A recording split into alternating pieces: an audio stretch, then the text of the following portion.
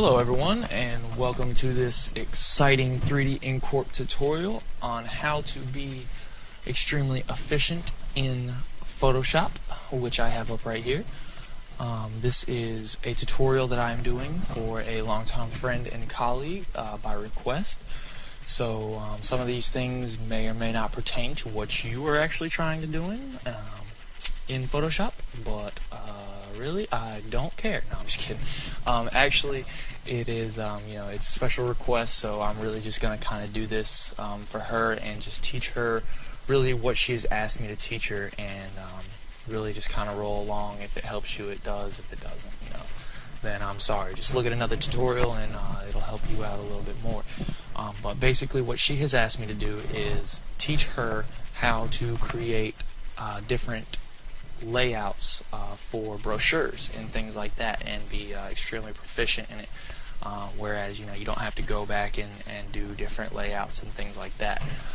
So what I'm going to kind of start by doing is just like give a basic little rundown of some of the tools that we'll be using to make it a little bit easier for us. And up here, you just have your basic selection tool, and you have your marquee tool. Those will be huge in this tutorial. The brush tool, which I use, which is B on your hotkey, and I'm sorry, but move tool is V and marquee tool is M, just in case you were unaware. And I am using Photoshop CS5, which is a little bit different than CS3. No, huge differences if I say something a little bit different, or it's basically all the same thing. So what we're going to do is, first we're going to go up here to File, and we're going to go to New or Control N, and then it'll bring up this little dialog box. And what you want to do first, since it's already highlighted, is give it a name. And what we're going to say is BroTemp for a brochure template. If I can't learn how to spell, then we'd be great. Okay, so we will say BroTemp, and then it'll bring up this document, and you can see that I'll actually go back to that again. It'll help explain it. What it did was it brought up that document, with BroTemp on here, and basically what it is the width of this document is going to be 800 pixels. You can change it from pixels to inches to centimeters, millimeters, points, everything like that, but I usually keep it in pixels. It kind of keeps it simpler. It is 800 pixels wide, 800 pixels wide and 450 pixels in height.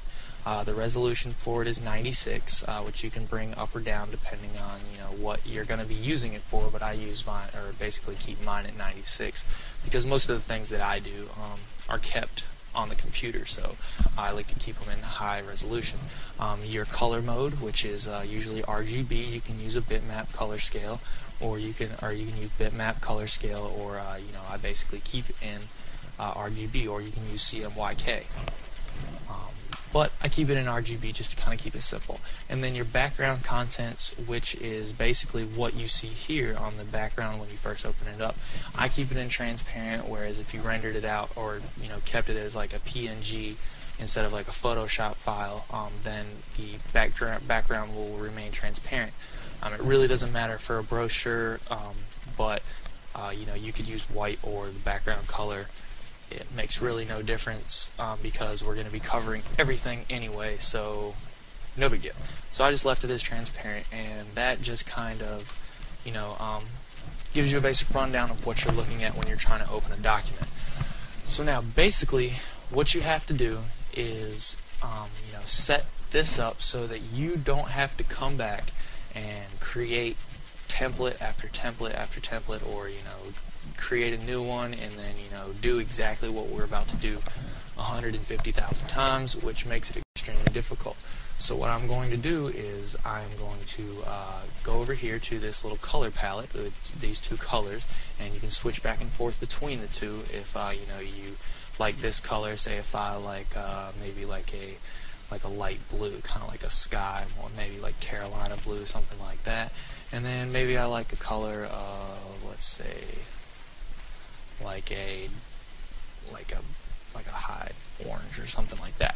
and I like these two colors and I want to use these together, but I don't want to keep clicking on one and then just finding the color and everything like that. I would set these two colors, and then you can click this little, looks like a little, flip back and forth arrow. Keep clicking these and it flips them back and forth for you so that you don't have to keep finding these colors. But anyway, aside from that, what we will do is we will lay out a basic color. We will hit B for our brush, and you can hit right above your enter key or below your backspace key there is a little bracket, and this, if you push this, the right one increases the size of your brush, the left one decreases the size. Usually keep it pretty big if I'm trying to cover something up, and then all you do is just click and drag across and it covers up your colors. So there we go. Now that is our base color. So it got rid of the transparency. You can do background color if you wanted to, and that's it. So what we're going to do now is we're going to take our selector tool and get out of our brush tool, and we're going to go down here, and this is our layers manager. This allows us to put things on top of other things or move things around without actually having to go through a whole bunch of trouble to find them in Photoshop. And then, actually, I'll just go through and explain a couple of these things that are actually up here. This is your layers manager, and you can definitely click the layer, and down here is to create a new layer. Here is your quick layer masks, which we will talk about a little bit later, and your effects, which is we will talk also about a little bit later too. So that is the whole list of effects that you can do. And then up here in the top corner is your basic things that you would use to create documents. Not really too important. Here's some of your brushes, your brush presets, like information and your histograms and stuff like that. All that's not really important, but this is the one that I actually do want to talk about, is your navigator. In CS5 we do have this little button up here that you can click, and it will say if you want to look at something a little bit more closely, like say that okay, this is a little bit too small for you, you want to get in close to it.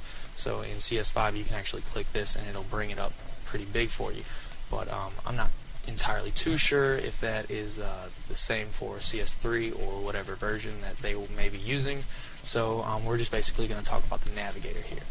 If you don't have the navigator over here like I do, you can just go to Window and find your navigator down here, and it does not have a hotkey for it. I'm very sorry that it does not. One second while my computer catches up to me. Okay, there we go. And this is basically your navigator, and you can type in your percentages, or you can roll this slider up and down, and you see that it gets a little bit bigger, and then if you're close to it, then you can just hold down your space bar and it gives you this little hand, and then you just move it around to get a little bit closer to what you're trying to do. Now, since we are trying to create like a brochure layout, what we're going to do is I'm using kind of like bright colors, kind of ridiculous colors. Maybe somebody wouldn't use these colors normally, but this is what I'm going to use. So this blue and maybe this orange right here, and then we're going to use this marquee tool. And then basically what I'll do is to get an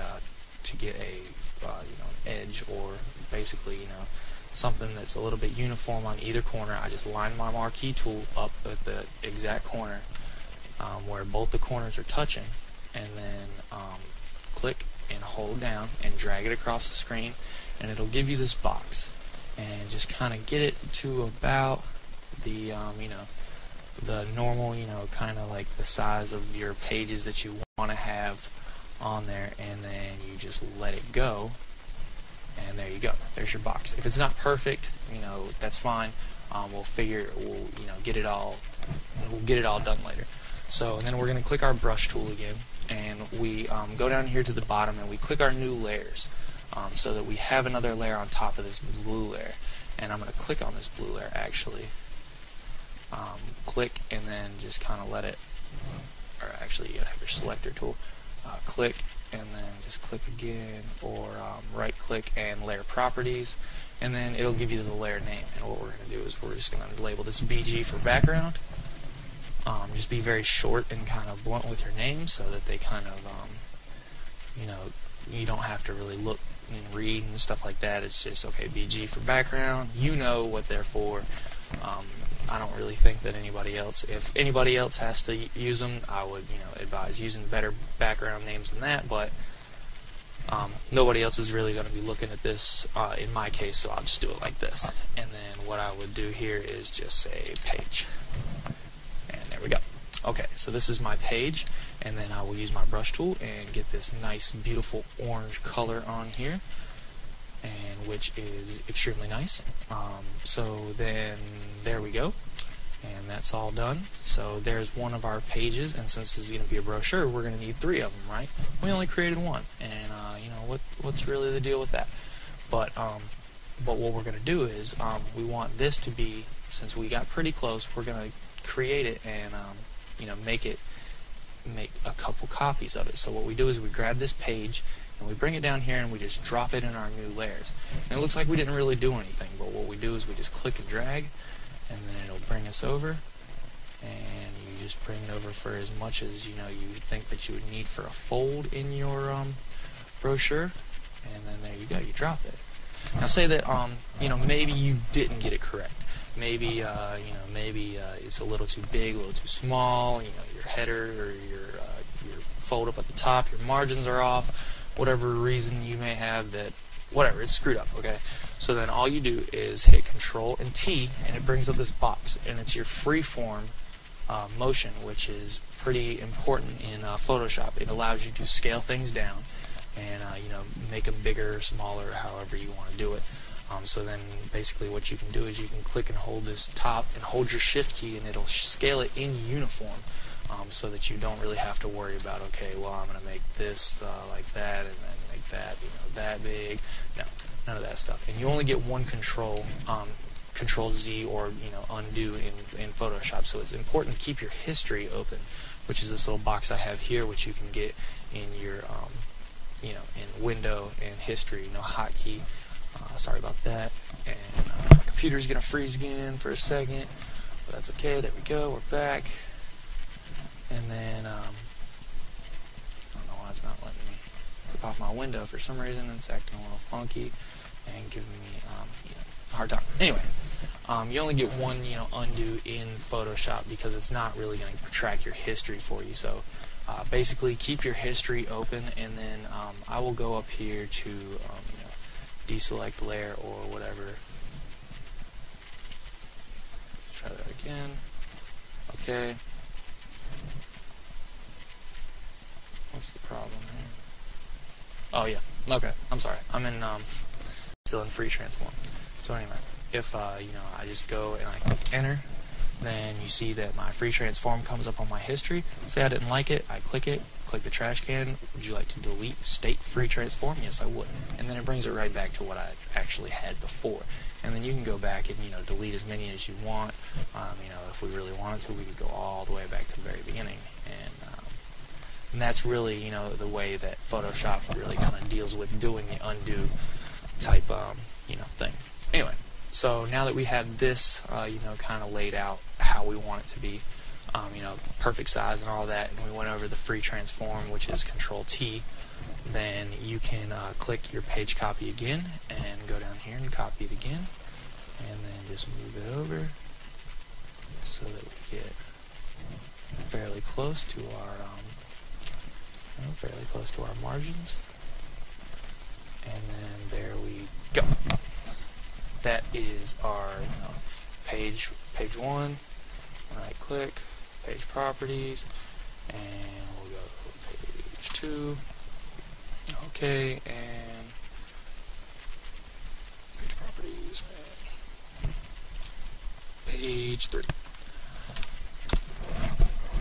And that's how you basically get a layout, for the different ones. Now, what we're going to talk about is a quick layer mask. Now that we have all these pages laid out and we have our background, what we're going to do is we're going to click on our background. We're going to lock it because we don't want to mess with anything on our background layer. So what we're going to do is we're going to go into our quick layer mask, click it, it says add quick layer mask, and we're going to click that there. And now basically what this does is it takes everything on that layer and it puts something over it so that you can basically use that to your advantage. And what I mean by that is, say that you have an image on a single layer and you use that image, and you don't